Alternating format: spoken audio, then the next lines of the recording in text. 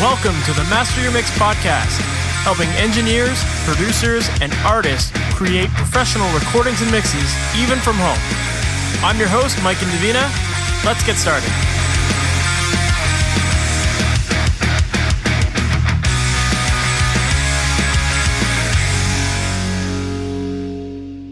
Hey, welcome to the Master Mix podcast. My name is Mike and Navina, and thank you so much for being with me today.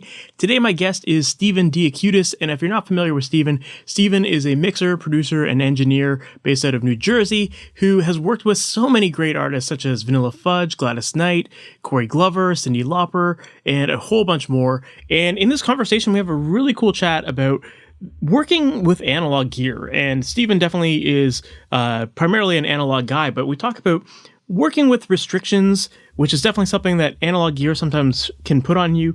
And we talk about the idea of creating efficiencies with your workflow. And whether you're working with analog gear or not, efficiencies are an important part of your process. If you want to work fast, especially if you want to make money off of this or build a career off of this, you need to create systems for yourself to work fast and to be able to maximize your time. And what Stephen does with his analog gear, it definitely translates to a digital era. So in this conversation, we definitely chat about creating those efficiencies so that you can work faster, smarter, you can reduce some of the decisions that you need to make. That way you can stay a lot more creative and just be in the zone and get things right at the source and, not be constantly thinking about a million other decisions that you need to make. So with that said, let's just jump right into this interview because I know you're going to find a ton of value out of it. Stephen DeAcutis, thank you so much for being on the Master Mix podcast. How are you today? I'm very well, Michael. How are you, buddy? Doing fantastic, man. For people who might not know your background and your story, how you got into music and ultimately into production and where you are today, can you give us that story? Sure. I mean, I as a youngster, I was always I gravitated towards music. I think that that's a God-given interest. It's not something you have to look for. It finds you, as you well know. I started when I was 12, I started playing drums and I quickly went to guitar and bass. And my father had a lot of stereo equipment, and I gravitated towards his stereo equipment and some of the gear he had a 4-track tape recorder. This was going back to like 1972. And so being interested in music, being a musician, and the fact that my dad had all this stereo equipment, it was kind of a perfect storm. So I got my early education pressing my dad's stereo equipment, pressing those buttons. Was he a musician himself? No, he was just loved music, and at some point he built a music room in the basement, which became your playground. My first, yeah, and I obviously, like all kids do, we do things we shouldn't do, and I remember my dad specifically telling me, "You're not supposed to plug a bass guitar into the line input of my Sylvania receiver," so that's where it started. And then in high school, I was fortunate enough to have a class on multi-track recording, which was unheard of at the time. The school was a brand new school. It was 1978. And they actually had a video studio and a recording studio, which, like I say, at the time was unheard of. It was really cutting edge. So I was able to take a class called Sound and the Tape Recorder, and the teacher was awesome. So the combination of that particular opportunity, that kind of class in high school, being a musician, already fooling around with tape recorders, and this gentleman who was a great teacher.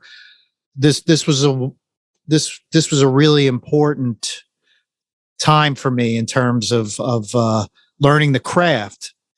So I would say that was my early education in recording and engineering and cutting my teeth as a musician. And my school was like, at the time, my schooling was the Beatles and Tony Iommi and Ace Frehley and from there, I went to Scorpions, Judas Priest, UFO, Al Di Meola. I was a guitar player. That was my main instrument. So, and then from there, becoming a local studio guy as a guitar player, being hired as a guitar player and being brought into studios around the area. I managed to get the keys to a 16-track 2-inch room, which was near my house. And at that point, I started doing sessions and getting paid. Nice. The studio owner at the time, his name was Bob Bontempo. I would say he was my first, besides Jerry Hochberg, my teacher in high school. Bob Bontempo, the studio owner, he was my first serious mentor as a recording engineer. And he owned a 16-track 2-inch studio in Roselle Park, New Jersey called Homegrown Recording, gave me the keys. So between 12 a.m. and 6 a.m., that was my home. Take the late night shift. Yeah, he had a spec mixing board, and Bob and his partner at the time, Joe Errico, these guys were audio purists. So there's a company called Spec, and I believe they're still in operation, has a great reputation for point-to-point circuitry and the least amount of electronics in the circuit to give you the the opportunity for the purest sound, having the least amount of components from point A to point B conceptually is a good idea for sonic integrity. So the board I cut my teeth on was an old Spec console, and an Ampex 2-inch 16-track, I believe was the MM1100 or the MM1200. So my introduction to professional audio was pretty cool. Those are two pretty solid pieces of gear to start learning the craft and learning how to use this craft to make a living. So those were the beginning years, and that's amazing. And the fact that you said you even went to a high school that had classes like that, like I mean, I remember in my high school we had like audiovisual class, but it wasn't, we weren't really like learning audio very heavily. It was like, let's get this like shitty little handheld video recorder and let's make a video. That's all the stuff that we did. It wasn't really like very intense into learning the pro audio side of it, or really even getting deep with it. So the fact that you at least had that in high school, like, and the fact that your dad had all this equipment too, like, it sounds like all your life you've just been growing up with this machinery. So it wasn't foreign to you. It was just like kind of meant to be. You were always playing with the stuff to begin with, right? Well, I remember one Christmas. This is probably what really started it. I was fascinated with reel-to-reel tapes, and I remember a couple of towns over, somebody was throwing out a boatload of reel-to-reel tapes, and I saw them in the garbage, and I just I just had to go over there and walk towards them and just, I'm going to take these, I don't even, I don't think I had a tape recorder at the time. I said, I want these. I was fascinated by reel-to-reel tapes. And then one Christmas, my parents bought me a Norelco tape recorder, cassette. I think it was a cassette. Yeah, it was a cassette player. And it was you could probably, I think I found one on eBay. I was curious. One night I was like, I wonder if that tape recorder's on eBay. Bring back memories to see it. Had a little speaker in it, and had a microphone, and you could amplify your voice through the speaker and also record it at the same time. So I started recording prank phone calls. I would put the mic somewhere up. Yeah, this was one of my first recording ventures, was recording prank phone calls. So I'd put the mic up to the earpiece where you would hear. So I'd hear the person talking through the speaker on the cassette player. And I was making, I don't know if you ever heard of the Jerky Boys. I was just thinking, I was about to ask you about that. I was the original Jerky Boy. Lamb. So, I mean, these are the stupid activities that spawn this career. That's amazing. So yeah, I mean, you were playing with all this equipment, just having fun, like making prank phone calls. Like, were you thinking about this as like, oh, I'm a musician too, like I'm gonna record my own songs, or I'm gonna get into this as a business? Like, were you even like processing that this could be a future for you, or was it just like, just having fun? It quickly went down that road of, I remember trading or selling. Somebody gave me a Gibson Les Paul that was sitting under his grandmother's bed. He just gave it to me, and it happened to be one of those Les Pauls. It was an NSG. Are you a guitar player? I'm a drummer primarily, but yeah, I'm familiar with all the guitar stuff. It was Les Paul's, I believe, and I could be wrong, but I believe early Gibson SGs. I don't know why I want to say this, but I think they were called Les Pauls. It was a really early SG. It had the trapeze tailpiece. I mean, if you had one now, it'd be five figures, I'm sure. Anyway, this particular one, the neck was broke at one point and I think fixed. So I don't think the value of it would be quite as... I'm sure it's still up there. Yeah. And I remember selling the guitar to buy a 4-track tape recorder, a Doketer, which I set up in my bedroom. And I started recording, my guitar riffs, and just overdubbing them, So yeah, it all just naturally went down that road. And what was the question, Mike? just like how you got to where you were. So like you started working at the studio, you started putting in the late night shift hours and started recording bands. But eventually you started working under a lot of other big producers, right? Yes.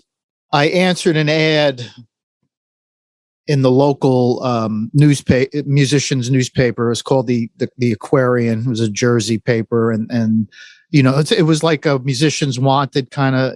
There was an classified section where people were looking for musicians, or one day there happened to be an ad for an engineer. Studio was looking for an engineer, and I was like, oh, this is right up my alley. And it happened to be a studio probably about 20 minutes from where I was living at the time. And I went for the interview, and the gentleman that was running the ad, his name was Tony Camillo. His studio at the time was called Venture Recording, which was a studio in Somerville, New Jersey. Tony Camillo, if you Google him, you'll see his credentials, and he came up in Motown as an arranger and a producer. He actually, one of his claims to fame, I don't want to say claim to fame, but one of his gigs was doing the charts for Holland and Dozier, two of the producers that worked with all the Motown greats. Yeah. Stevie Wonders, the Diana Rosses, the Jackson Fives. So Tony did a lot of work with Holland and Dozier and did a lot of work in Detroit, and put a studio together in Jersey. Long story short, he produced Midnight Train to Georgia. Wow. And, parlayed a pretty significant career from that. And, and also a lot of the other things that he did. So I ended up becoming his head engineers over at his studio, and the engineers before me, the first, Ed Stasium was his Ed Stasium actually mixed Midnight Train to Georgia, and he was one of Tony's first engineers. Ed Stasium went on to do the Rolling Stones and Living Colour and the Ramones, a lot of very, very huge successful acts. Ed's a monster, great ear. Anyway, he preceded my time at Tony's, and right before me, my dear friend Dave Dominich. So Ed Stasium, then the next in line with my buddy Dave Dominich, who went on to do a lot of the Lenny Kravitz records and Ryan Adams, etc. And then I followed Dave. So these were the guys whose shoulders I was looking over. That's amazing. Those are good shoulders to look over. Yeah, I took a beating. I mean, I really got the right education coming up, and I learned the trade the right way. I learned early on that if it ain't right at the source, you're out of luck. Well, that's I think the magic of a lot of these guys, right, is that they do spend that time to really get it right. And I firmly believe that you have to do that no matter who you're working with. It's like that is the goal, is like make it right at the source, because you can't fix it in the mix. There's only so much you can do in the mix, right? Absolutely. I mean, at the end of the day, man, the end product is only going to be as good as the sum of its parts. Get it every step of the way. If you take your time and you do it right on all levels, the end result's going to be that much better and that much easier to get it to be. It's like if you're dealing with something that's hasn't been put together at the highest level, you're going to put more time into it, and the results are going to be mediocre at best. Meanwhile, something that's done with care from the beginning to the end is not only is it going to come together quicker and be a lot more enjoyable to work on, the end result is going to be so much better. So you're going to win on all levels if you do it right, and it's not hard to do it right. I mean, it's not. This is not brain surgery. This what we do, just keep it clean. And it's also just like, if you're going to spend any time on it, do it at the beginning so that you're not spending so much extra time trying to fix the mistakes that you could have fixed a lot easier in the earlier stages, right? Well, I mean, a good example is when you're writing, when you're in the studio and you're writing and you're laying down reference tracks. Don't lay down a reference track with the intention that this is going to be a reference. I don't care what it sounds like, or it's overloading. It's just, that's fine. It's only a reference. You know what? That reference could be the best performance you ever lay down. It's true. So if you're going to lay down reference tracks, don't look at it like it's a reference track. Treat it like that's going to be the final track that you're going to lay down for that particular, because not only might it be, I'm here to tell you that that's happened to me. There's been more than one occasion where I have not been able to recreate what I did when I was actually writing the piece. For sure, because you're in that moment, you're feeling those emotions and whatnot, and it's like the first time you're really expressing it. So, why not capture the magic of that rather than trying to recreate it numerous times later on, right? Absolutely. You remember the movie Glengarry Glen Ross? It's a movie about cold calling and trying to sell people land, like strangers, like giving them the opportunity to buy land or whatever, something to that. And one of the terms was always be closing. And I think about that anytime I'm doing something in the studio. Do you know what I mean by that? Yeah. Always be closing, always be putting down your best foot forward, whatever you're doing. Mm-hmm. Yeah, man. I love that you take that philosophy and apply it to recording. Makes a lot of sense. Yeah. Well, again, being, knowing that being a person who's always dealing with the end, the final stage of the process, you learn that, oh man, I wish this particular track was done with more care at the beginning of the process, because it's gonna come back to bite you later. Of course. And it's just like you said earlier too, it's like when you put in the work up front and you get really good source tones, then everything else becomes easier beyond that. So like editing becomes easier because you don't have to fix a lot of mistakes, or mixing becomes easier because now your tracks sound really tight and polished and they're already good sounding. You don't need to add a lot of processing after the fact to fix them up and make them sound different. You're just working off of a solid foundation.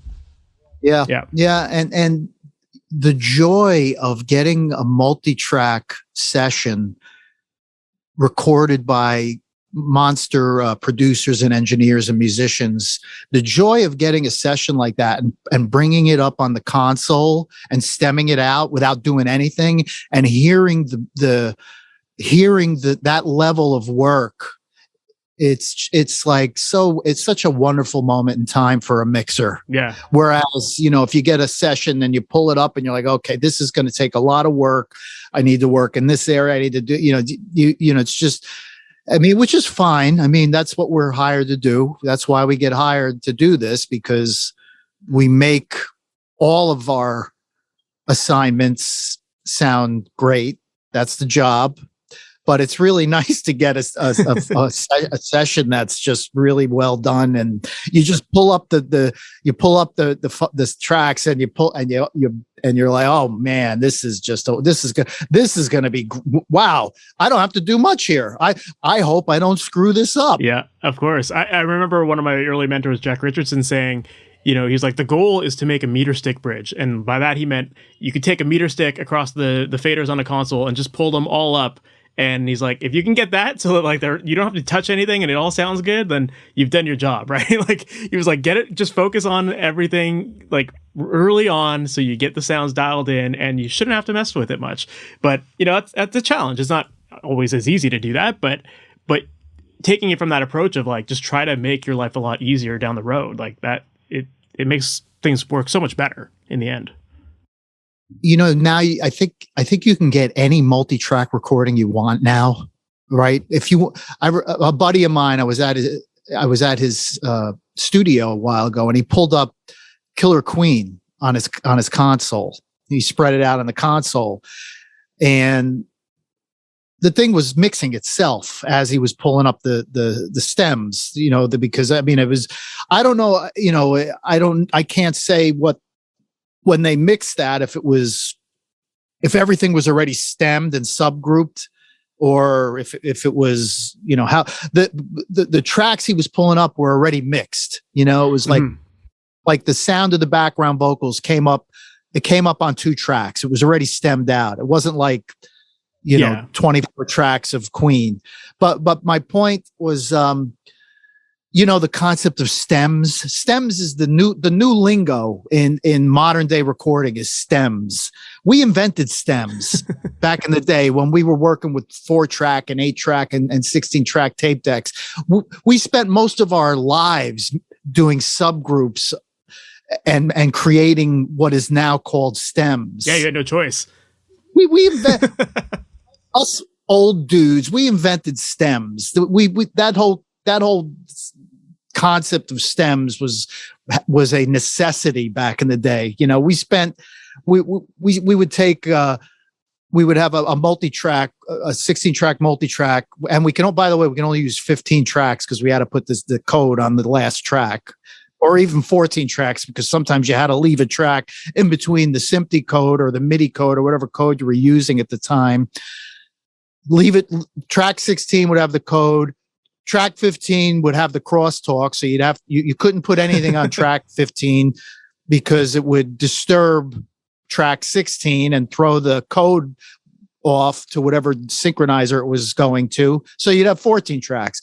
So here we would have 14 tracks of audio, and we would need the big 80s background vocal. It was time for the big 80s background vocal treatment that we needed. The Def Leppard, massive gang Queen, vocal, the massive vocal production that we needed back then, and we'd have no tracks left. So we'd have to make a rough mix of the 14 tracks, dump that over to a 2-track. We'd have to fly that back over to the 2-inch on a fresh piece of tape. Do 12 tracks of backup vocals, and then subgroup those with EQ and compression and whatever else we wanted to, and the blend. We'd have to get the blend right, because that was going to be recorded to 2 tracks and then back to the original multi-track. We have it so easy these days. There's the concept of subgroups and stems, I should say. Yeah. Well, I don't know why I went off on a stem tangent there, but. Well, don't get Bob Clearmountain going on it either, because he just hates that term, because people mess it up all the time, right? People mean it. People talk about stems all the time, thinking it's just multi-track tracks. But yeah, well, it became the language of the new generation. Of course, yeah. Well, I mean, so it sounds like you had some really great mentors growing up, and I was reading on your website you had the opportunity to work under Andy Wallace and Kevin Shirley as well, right? How did that come about? I did a record with Kevin Shirley in '96 as an artist. I was with a band that I produced or in the early 90s at Tony Camillo's studio. And that record that I produced ended up getting assigned to Sony.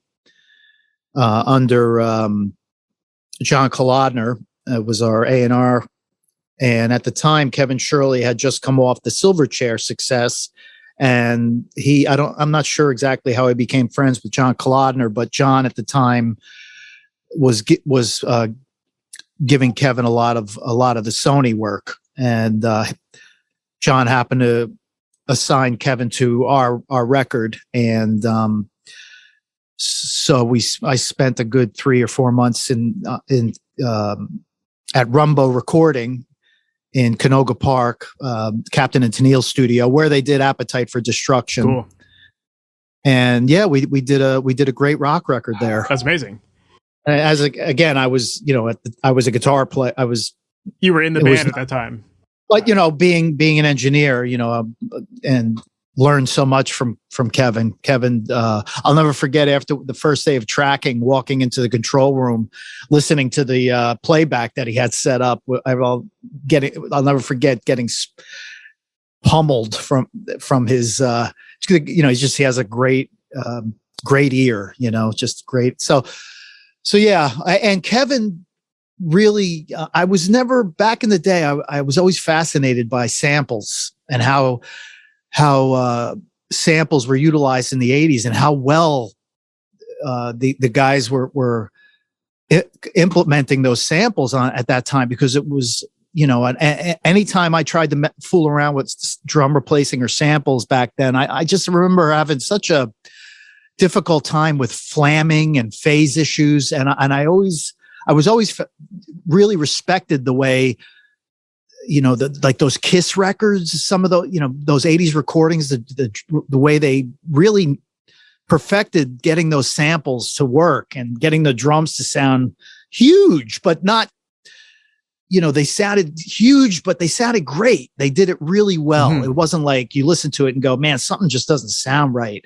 And the technology back then was limited for that. I mean, now it's a no-brainer, samples and sound replacement. Now, you could do it in your laying in bed with your laptop and the programs and the technology. It's effortless now. But man, back then it was no joke pulling that off. Kevin nailed it, man. Kevin, you could hear the ghost notes on the snare. And this, I was like, man, wow. He did it with the AMS, with the AMS sampler. So after I did that record, I came back to my studio and I was, fooling around again with, because back then I was still recording on 2-inch, and we were recording on 2-inch. We weren't recording in the computer in 1996. Yeah. So you gotta get creative with the way you do all that stuff. I had a Simmons device I was using at the time. I can't even remember exactly. I was using a Simmons MIDI device to use MIDI to trigger audio for sampling. Anyway, it's amazing. Yeah, it's amazing how far technology has come down. And like now you just throw like slate trigger on and it's done. Man, yes, it is. It's now it's a no-brainer, but drum replacing in the 80s and 90s, that needs to be addressed in a tutorial. I think that might be in my future very soon. That'd be awesome. That was an accomplishment. There is something fun to there is something fun to the idea of like recording the way things used to be, like going back to like a 4-track recorder or adding those restrictions on yourself to challenge yourself. It almost forces you to become a better engineer, because you're thinking about the music in a different way, because you're not thinking about like, oh, I can easily fix this in the mix later on. It's like you're just really focused on like getting the best sounds at the source and working within those restrictions, right? I would recommend youngsters spend some time and just do some old school recordings just to have that, those chops under your belt. If you got the time, why not? As a lover of this thing we do, why not? Go down that road, why not? If you're not interested and you're happy seeing guys like us talk about it and watching some old footage on it, and that's good enough for you, that's fine. But if you're curious, as a lover of this technology and the art form, sure, man, why not like say, hey man, I got a project I want to do, and I'm going to do it old school. I'm not going to open my DAW and do 10 tracks of guitar and not worry about where I punch in or how I punch in. When we were recording on tape, we had to punch in the right spot. We couldn't get in a bar soon and then cut it together later, pull it back. You take the wave and you pull it back or you pull it forward and then you crossfade it. We couldn't do that back then. We had to punch in on, I remember punching in on words, words, or on the, hey man, I need an S at the end of that word. I'll punch the S, man, run it. You're going to punch the S? Yes, I'm going to punch the S. Watch me. And I did it. It's amazing. It's funny because I was watching, I saw that lately you've been doing TikTok videos, and I saw that you made one about editing and cutting out a word with analog tape, and it's just like to see it be done again, is like it's amazing to watch that kind of stuff and see the work that went into it. Pride in that stuff. That was spot erasing. Okay, that's when you needed to, that's when you didn't have the guts to do it on the fly. That's when we're like, listen, man, I'm just going to go in and find it, mark it, and wipe it. But there were times where we were like, no, I'll punch that. I got it, Yeah. And the tape record, the guys building the tape recorders needed to come up with the quick punch technology for guys like us, because there was a time when when you punched in on a tape recorder, it didn't get right in. Yeah. It would get in maybe however many milliseconds before you actually punched. So you would have to time your punch. Like if the punch was on the downbeat, you'd have to punch in like on the end of 4 if you wanted to get the punch right. Yeah. You'd have to compensate for the technology being not quite being up to snuff. But then the tape, then Studer and MCI and all the guys making these tape recorders, the technicians came up with the quick punch technology. So as soon as you punched, you were in business. Yeah. It's funny because I always hear people say or joke around that all drummers want to be engineers and all engineers want to be drummers. And a part of me, like maybe because I'm a drummer, it sounds like you play drums too. It's like, I wonder if the reason behind part of that is just like to do with locking and like being super on time with your punch-ins. Like drummers were really good at that because they had that internal clock. Maybe that has something to do with it. I don't know. There was a really great movie about James Brown and recently, and the star of the movie was Chadwick Boswell. I forget exactly how to pronounce his name because I'm an airhead.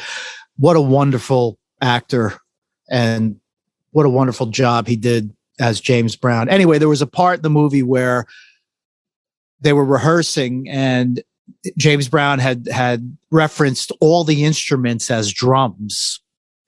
Like he asked the sax player, he said, "What instrument do you have in your hand?" He said a sax. He said, "No, what instrument do you have in your hand?" He said, "A drum." Yes, a drum. So you could look at the tape recorder and this, engineering, we have to have good rhythmic instincts and, just to be engineers, especially back then when you had to get the punch right. You didn't have an opportunity to screw it up. And I'm sure there were a lot of occasions where if an engineer punched in the wrong spot, there was hell to pay. Oh yeah, because if you mess it up, you now have to not just punch in that one spot you intended on, but fix the part before that too to make it all sound natural. Exactly. And so yeah, you're having drummer's chops is a if you're coming up in music, if you're a parent, I would always suggest that you give your kid drum lessons before you do anything. Start them out on drums. Of course, parents are going to hate me for saying that because no parent wants a drum set in the basement. But having that's a piano and drums could be very good instruments to start out on, just to get your foundation set up for wherever you go from there. Totally agree with that. Yes, excellent point, Michael. Excellent. Thank you. When I look at your pictures of your studio, like it looks like you have a lot of analog gear, and like seems like you collect a lot of that. And you obviously got the console and all these vintage EQs and compressors and stuff like that. Are you pretty much mixing all in a lot of analog these days, or are you mixing in the box? Like what are you currently doing these days? I'm mixing. I'm using Cubase mostly to mix, and I mix on a console, which has fader and mute automation. So I don't mix entirely in the computer. I'm still a slave to the hardware. And I think I've done one or two or three modestly serious rough mixes in my life, totally in the computer, but that's about it. I don't think you know what? I think I have done a couple of mixes in the computer in the last 10 years, but for the most part, my day to day is on a mixing console. I guess if you got the gear, why not use it, right? Well, I mean, it's the way I like to work, and my workload doesn't demand that I have massive recall capabilities at the moment. If I was mixing 3 or 4 records at the same time that had real crucial deadlines, then I might not have a choice, but I don't have that scenario. So I'm able to mix on my console, and I mix on my terms, on my time. So in today's day and age, it's very difficult to be a mixer mixing on hardware with the demands of recall. But the fact that I'm able to set up my workload at my convenience, I'm able to do it. Yeah, that's great. I mean, that definitely opens up a lot more possibility because, yeah, the recall thing, if you've got the time for it, then you can just leave your board set up and walk away, come back another day, whatever. It's all good, right? Yeah, for the most part. The problem with hardware recall is it's not very efficient. I mean, the concept of it should work, but unfortunately, I'm here to tell you that if you do a mix in June and then pull it back up in October or December or where, the odds of it coming back exactly the same way are pretty thin. And sometimes it comes back like way off, and you're like, why is this happening? It's the same settings. What am I doing? And I look around the room, what's turned off? Something's got to be turned off because this mix should not sound this different. So, but there's times when, there's times when you pull it up and go, wow, this is eerily close to what it was. What did I do right? Yeah. Well, you mentioned an interesting point. You talked about the efficiency and, obviously digital, it's like so efficient to work in that, and you have all that recall. What are some of the efficiencies that you've built into your systems using an analog system? Because I feel like, yeah, like you said, it is a bit of a slower method to work, and you're going into that knowing that, but you still want to create some sort of workflow that allows you to work as fast as you can with what you've got. So what are some sort of systems that you've built for yourself to allow you to work faster? I don't touch the patch bay. The patch bay, okay. That's an excellent question. And what I will say, as far as the arrogance of running my day to day on hardware in today's day and age, the compromise is that I don't touch any knobs in here. I'm happy to be able to do this. The compromise being just don't touch any knobs. Because if you're going to have any shot at having some sort of a recall situation, don't think you're going to be able to go changing all your hardware on every mix you do, because then your recall, there's no way you're going to come in here with a piece of paper documenting the settings on every single piece of gear you have. It's just not going to happen.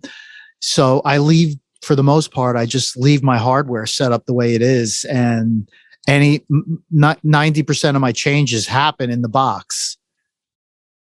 So that gives me a shot at having some sort of a recall situation. Gotcha.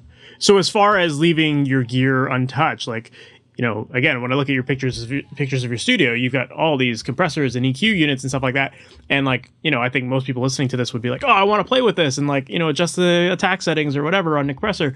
Like, are you just recording things at a very consistent level so that it's always hitting those devices the way you want them to be hit?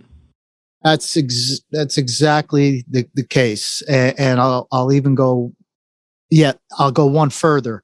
My mixing console is, every session I pull up, every source ends up on the same fader, meaning channel 1 on my desk is always bass. Channel 2 is always foot. Channel 3 is always snare. You know what I'm saying? So my channels on the desk are all assigned for certain elements. So I can mix 5 records in a row. Look, if you're mixing 5 records in a row, it's safe to assume each record's going to have bass, rock drums, doubled guitars, lead guitars, vocals, some keyboards or whatever. So my console, every one of those instruments shows up in the same spot on my console. So that equates to convenience. And as far as levels are concerned, yes, exactly what you said. I mean, the way I set up my levels coming out of the DAW, for the most part, are going to be very similar from project to project. So they're going to hit my outboard in similar ways. So if I set up a compressor for a record on Monday, on next Monday, the next record, that compressor is going to behave the same way because I'm setting up my gain structure very similar to the previous records. Yeah, that makes a lot of sense. And I think that anyone who's listening to this, like, this doesn't just apply to the world of analog. You could absolutely do this in a digital template as well. If you have your tracks set up the same way, same order, you've got your kick on track 1 or whatever, like you can always position things a certain way. You can hit the same levels and have your plugins on those channels, and it's always going to react the same way as long as you're hitting it with a similar level. The songs will sound different just because of the fact that they're different songs and different notes and whatnot, but it's going to react in a very similar way if you're hitting with the same levels. Let me add to that scenario, the concept of not touching your outboard, not changing any of the settings. First of all, there comes a time where I do go, it's not like they stay static for 2 years. I mean, I do occasionally switch up some patches or change some things, like, my 2-bus. My 2-bus at the moment has a certain configuration of gear, but I'll wake up on one day and I'll be like, you know what? I'm going to change things up. So I'll probably think of it the night before when I'm laying in bed, think about, man, I'd really like to put the M-pressor on the 2-bus for a while, because I have so many compressors that are 2-bus candidates that are like my M-pressor right now is on the kick and the snare, that compressor is a wonderful candidate for the 2-bus. Or I have a couple of Ear 660s that are on the vocals right now, which are great vocal compressors, but man, are they great 2-bus compressors. You know what I'm saying? Yeah. So one day I may wake up and go, I'm going to put the ears on the 2-bus for a while, just to break it up. And you're not losing anything by doing that. But I will say this regarding leaving your outboard static for a while. You got to turn those knobs, man, because if those knobs don't get turned, they will not be happy knobs after a while. You got to exercise these knobs. Analog knobs, analog gear does not want to be static for too long. You gotta exercise switches and knobs. Yeah. So that's one thing that I will say to anybody who's going to go down that road. Make sure it's the same thing with same thing with human beings. We got to move. We got to go out and walk. We got to move. If we don't move, stuff gets stiff and it stops working. So it's same thing with gear, analog gear. Yeah, of course. Not so much with a plug-in. Those knobs never get dirty. The SSL, those are pretty consistent. Yeah, they never go out of calibration or ever get dirty, or caps never leak in the plugins. Yeah, they don't age. They just stay the same. Well, that's a really good point too. And yeah, I think it is important to address that too, because I think the tendency people have with analog gear is that you do have this physical surface that you can touch and play with the knobs. And, I think people just are infatuated with that concept rather than just adjusting a mouse and clicking something on the screen. So like people do want to mess around with things, but there's a point where, if you just keep messing around with it too much, every recall is different, or it just starts to slow down your process because you're kind of always starting from scratch rather than working off of a foundation that just works and that gets you up and running quickly, right? Well, yeah. I mean, if you're running a business, if you're doing this, if you have a studio with hardware and you're doing it just for yourself or whatever, you might have the luxury of being able to go down that road. I mean, back in the day, studios, the assistant engineers would come in after a session and they would normal the board. Mm-hmm. So the next day, back in the day, studios had a different engineer in the room every day for the most part. And when a new engineer came in on Tuesday morning, he needed to have a board that was zeroed.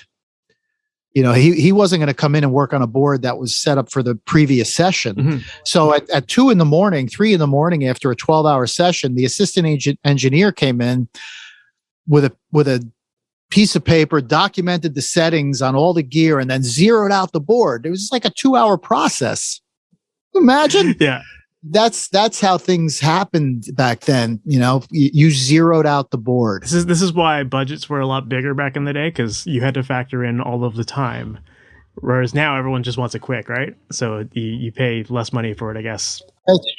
Technology changed the whole deal. I mean, there was one studio I worked at where not only did I have to zero the board, I had a vacuum.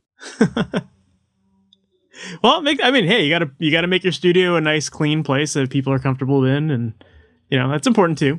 Yeah, man. I mean, there was a point where I would, after a mix session, I would pull all the patches out of the patch bay, and the next mix session I'd start from scratch. I would go, what do I want to use on the kick drum for this mix? What do I, I would pick and choose different pieces of gear. Now the patch bay is set so that, the STC8 compressor is going to live on the vocals for the next 6 months. Yeah. It's not like every day. Well, you probably found that every time you were starting from scratch, you were putting things in the same spot, and then at that point you might as well just leave it, right? No. Okay. No, when I started from scratch, I was literally starting from scratch and making different decisions. But there came a point where I was like, you know what? I'm not the patch bay is not change. Again, I have an analog patch bay here, 1/4-inch analog patch bay. I mean, it's Abe Lincoln probably used the patch that I have. And you got, again, speaking of, physical components and turning knobs, those patch points need to be exercised as well. You can't just leave those plugs in the patch bay without actually exercising them every now and again, because they get corroded. Mm-hmm. Anyway, that's a whole nother thing. But yeah. The patch bay, if I ever have to go over to that patch bay and do anything, I tell people to go take a 2-hour walk, because when I go over to that patch bay, I got to put on a mining helmet and just like make myself comfortable, because it's the most horrible moment in the life of a studio engineer in this particular scenario. Yeah, of course. But anyway, that patch bay does not get touched. I don't even like to look at it. It's like skull and crossbones over there. Love it. But there came a point where I was like, I can't touch any of this hardware. It's got to stay the way it is. That's it, and count my blessings that I'm able to use hardware at this stage of the game. And to some degree, it's kind of going back to what we talked about earlier about having some of those limitations or restrictions on you. Like if your patch bay is just set up that way, then you work with what you've got, and it forces you to think differently again, rather than every session is like a blank slate and overwhelming with decisions. Like you're just working, you've got rid of a lot of those decisions that you probably are going to make anyway. So, it's built in for you. That's a great point, because decisions, when you're trying to work, when you're trying to get things done, having less decisions is a big deal. It's like, because there's enough to do as it is. Mixing, the work we do, mixing is no joke. I mean, it's not an easy gig, and it's not like you're guaranteed to hit a home run every time. You got to go in there and you got to make it happen. You got to go, you got to bring by the time you get done with a mix and you hit play, you have to hit a home run. You got to try to hit a home run every single time. And that takes a lot of work. Mm-hmm. And there's a lot of decisions, and a lot of things will work from mix to mix, but every mix brings different challenges. Every mix you'll find you'll be like, holy shit, excuse my language, I didn't expect that to happen. Wow, I gotta figure out how to make this work. Mm-hmm. And so taking a lot of that other stuff out of the equation is good, because believe me, when you pull up a file and you start mixing something, there's going to be enough surprises. Of course. Yeah. And it's always going to be different, especially if you're just the one mixing it and you're not the one producing it. If you're the one producing it, you're kind of working probably with a similar sort of flow every time, or similar mic selection or whatever. Especially if it's like a home studio, you might have limited gear available, right? But if you're just mixing someone else's projects, then you're working with whatever tools that they had, whatever creative process they had. Like every mix is going to sound totally different, and that's going to be the puzzle that you got to piece together, right? Yes. When you're mixing your own productions, I believe that there is a certain amount of a certain amount of those questions that are taken out of the equation. I think the fact that you're able to engineer your own stuff and do things based on how you think it's going to be when you mix it can speed things up, make things easier. Interesting thing about it is when you're working on a recording, working on somebody's project, then you are working with somebody else's tracking and somebody else's production ideas, and you're pulling up those reference tracks and you're tracking a vocal with the artist. When you get to the mix stage, you find out, that's when you start finding out what those reference tracks, where those reference tracks are going to make sense, or how they're going to make sense. When you're just pulling them up for the sake of a reference mix for somebody to track to, you're not paying much mind to them. They're in there, you pulled them up, you EQ them, you just got a little bit of a level. And then when you get to the mix stage, you start to find out where those tracks are how and where and if they're going to make sense. Mm-hmm. You might find that those 3 or 4 keyboard pads that you've been dealing with for the last week while you were tracking a vocal, there's really only room for 1 or 2 of them when you get to the mix stage. Mm-hmm. Yeah, it's kind of like at that point, it's just prioritizing what's important and, trimming the fat, so to speak, of, what's in your production and what's really contributing to the overall big picture of it and what's taking away from it. Right. And that can even happen on your own productions. You ever notice when you're producing your own records and you start piling on information, how much of it just doesn't make the final mix? Yeah. Especially in digital, it's like you have infinite number of tracks. You can experiment. You can add 30 layers of keyboard pads or whatever to make this ultimate sound. And then you realize afterwards, like, you didn't need 30 of them. You needed 1. Well, the other thing about that concept is when you come up with a sound and you put it on the whole song, and you end up getting to the mix stage and you use like 1 bar of it. Yeah. Yeah, absolutely.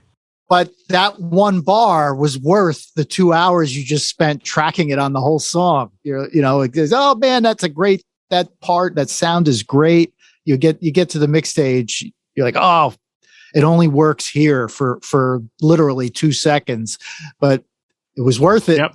But I guess this all comes back down to your earlier point of when you're just laying down tracks to make a, to make a demo, like most people just kind of lay things down and don't even think about it. But to your point, it's like, get it sounding really good. And then if you have to trim it later, then so be it. But like, at least you had an amazing sounding recording from the start that you can work with moving to the end. And then, you just decide when and where to use it. The way you learn that lesson is the times that you've had to use reference tracks and they were just awful. You're like, man, I wish I would have taken more time when I tracked this. Yeah. That makes a lot of sense. The beauty of when you're tracking guitars, the concept of recording a DI, with the whole reamping, the whole concept of reamping, having a DI track is just such a lovely thought. Of course. It's like you're forever free.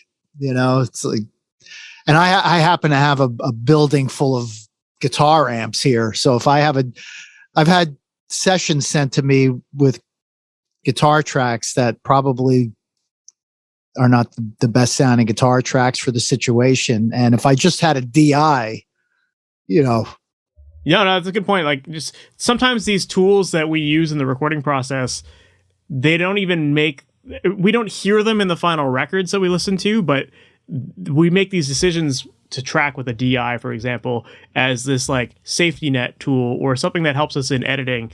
Like it's not just always what you hear that makes the final mix. It's some of these like creative tool decisions that you have to make in the process. Hopefully that makes sense, what I just said there.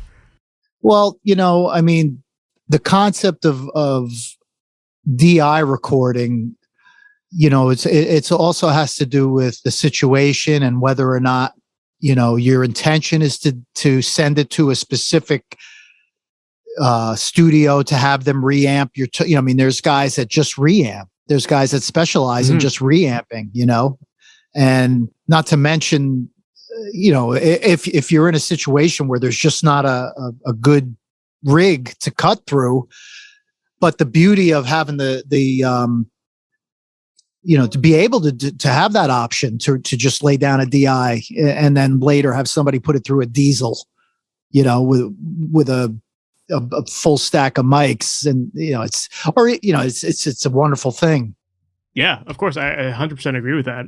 And to your point too, it's like there are people that just specialize in that. There are people like yourself that have a room full of nice amps and that know how to get really good guitar tones, and so there is a benefit to having these DI tracks so that they can send them to someone like you or whoever else and get these amazing tones after the fact. Well, not only that, but I have I'm set up right now where it literally takes me 5 minutes to record through a Friedman and a Sir stereo rig going through two vintage Marshall 412 cabinets with Royer mics on them. It's ready to go. Yep, for sure. And the mic through wonderful mic pre's. So it's effortless to just take a DI and literally 10 minutes later have this world-class guitar recording on a file, on a session. I've had tracks that were done. I've mixed records, and the tracks were done through whatever simulator. And sometimes there's only so much you can do with audio. Mm-hmm. If the body is not there to begin with, sometimes it's really difficult to pull that in. The body of a rock guitar, the low mids, the punch. If that doesn't actually reside in that file on that track, sometimes it's tricky to pull that in with an EQ or with a transient design or something, or whatever, transient EQ. So if there was only a DI, I would have not have spent the last 45 minutes EQing, a track that once I finished EQing it was still not that great. Of course. Well, speaking of guitar tones, I saw that recently you had posted a great TikTok video, by the way, of your approach for getting guitar tones and mic positioning. And I was wondering if you could maybe explain kind of your approach when it comes to tracking guitar amps and how you find that optimal position for mic positioning. And people should be watching the video as well. But if you can explain it here, that'd be great. Well, I used to put my ear up. I used to ask the guy, "Can you play, please?" And I'd go down to the amp, the cabinet room, and I would literally just put my ear up to the cone. And wherever my ear found the sweet spot, I'd take my finger, put it by my ear, and press it up against the grill to where my ear was hearing the sweet spot, and just put the mic in front of that. And I would do that, I mean, pretty much. I wasn't the kind of guy who just took a piece of tape and marked it off, because I would literally want to go hear it and know for sure where I was putting that mic. That's where I'm going to get, the what I wanted to get. A lot of guys take a flashlight and just shine it into the grill and see where the cone is and put the mic, in a certain spot, which is cool. But the video that I posted was actually which is a very valid way of doing it, is to crank the amp so that it's putting out a good amount of amp noise, just like let's call it white noise, for and go, just throw some headphones on, go to the cabinet room, throw some headphones on, and literally just sweep the mic across the cone until you hear the white noise. You could tell when it's got what you need, we're going to need to get the right guitar tone. And that's, plus you can control the volume so you don't kill your ears. And you could do this, you could do that with two mics. You could kind of like start positioning the mics where you could kind of tell when the phase is right, because there's a certain comb filtering you hear when you're using two mics, and you could tell, okay, that's not going to sound good when I run a guitar through it. But so that kind of that point where you're hearing the sound really thin out. That's when you would know it's out of phase, right? Yeah. At the end of the day, the concept of out of phase is usually losing all that, low mid-range elimination. Like when two elements are in phase with each other, usually you get more low end or low mids. That's when you're in the ballpark phase wise. So yeah, if it starts to thin out, you're not going in the right direction. But also there's that comb filtering effect you'll hear, which is almost like a wah-wah pedal, And again, phasing, if you're recording those two mics on separate tracks, you only need to get the phase close, because now you've got Auto Align, which is a program that will take care of the phase problems for you. You just feed it the right information and hit your space bar or your, click your mouse, and 35 seconds later, you're in phase. But that's one way to position your guitar mic, but you know what, man? I mean, my sweet spot might not be your sweet spot. Fair. You know what I mean? Like, so if I'm going to position my mic in a certain place, and usually I like to get it on the cone, so I get all that upper mid range and all that top. That might be too bright for some cats. You might want to take that mic and angle it over to the cone so it gets a little warmer. Mm-hmm.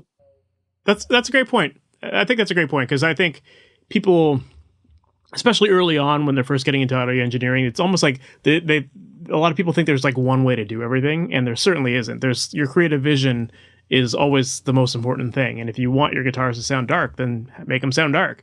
If you want them to sound harsh and fizzy, do that. Like there's no right or wrong as long as you're getting the sound that you envision for your creative project. So yeah, but that all goes back to get it right at the source. Of course. If you angle that mic the way you want it to sound, it's less work you have to do later. And there, like what you just said, there's no right or wrong. That's pretty much the law of what we do. To a degree. I mean, yes, you can apply right or wrong to some things, but at the end of the day, everything we do comes down to somebody's personal taste. Of course.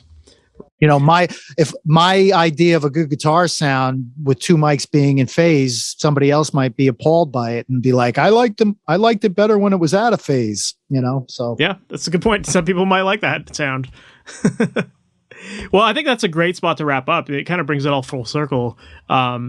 Stephen, thank you for taking the time to do this. If people want to learn more about you and your studio or possibly even work with you, what's the best way for them to do that?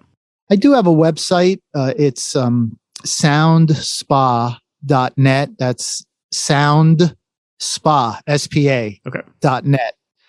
And although I don't update it as often as I should, there's a good amount of information on there. And so, yeah, that would be the main place to go. I also have some music out there. I did a record couple of years ago with a singer by the name of Corey Glover. He's the singer for a band called Living Color.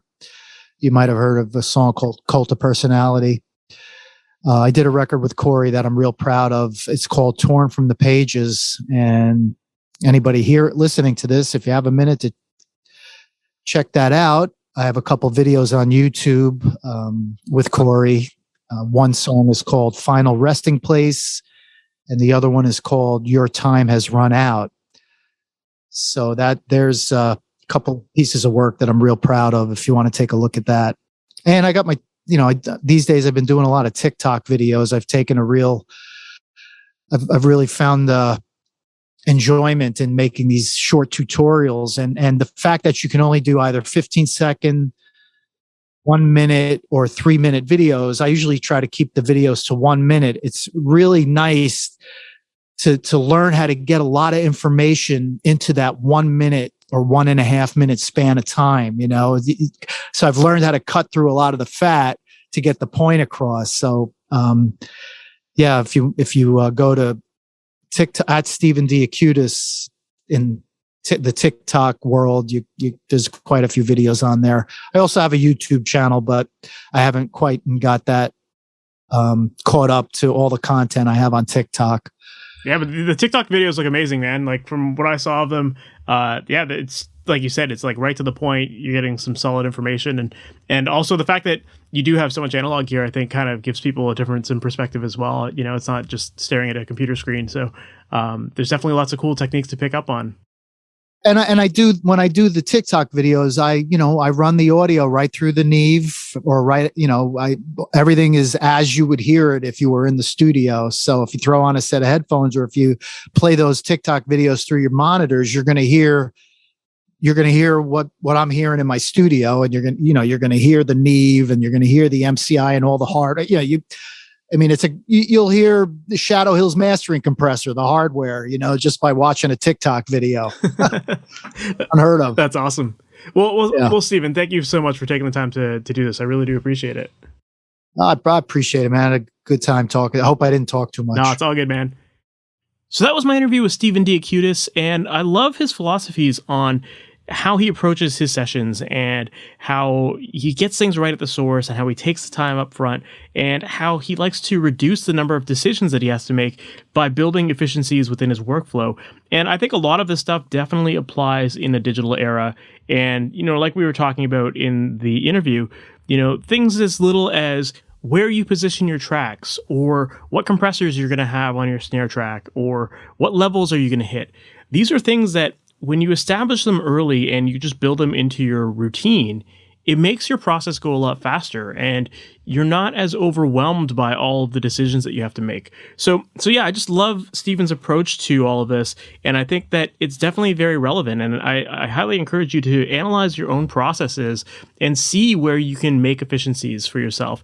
See what gear you're always using. How do you automate that? Maybe it's building a template. Maybe it's setting up your patch base so that you don't have to repatch everything every time, right? All of these little decisions will save you time and make you work more efficiently, and that's ultimately going to give you more creativity. So I hope that you found that helpful and that you found it inspiring. And if you did, definitely make sure to subscribe to this podcast. That way you're notified about all new episodes as they go live every Wednesday morning. And also make sure to visit MasterYourMix.com. I've got tons of great resources on that website designed to help you make pro sounding recordings from your home studio and how to make your process much more efficient and much more streamlined. And one resource that you definitely want to check out on there is called The Mixing Mindset. This is my book that I put out a while ago that became an Amazon #1 seller. And in this book, I break down the step-by-step process for mixing your tracks, knowing what to listen for, what frequency ranges to pay attention to, when to be boosting, when to be cutting, when to be using compression, when to be using effects. It's all clearly laid out there for you so that you can make informed decisions with your own mixes and know exactly what steps to take to get the results that you're after. So once again, check that out. It's called The Mixing Mindset, and it's available at MasterYourMix.com. So that is it for this episode. Thank you so much for listening to the very end, and I can't wait to chat with you in the next one. We'll talk soon. Take care. Thanks for listening to the Master Your Mix podcast.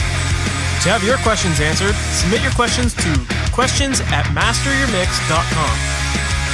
Please go to iTunes and subscribe and leave a review.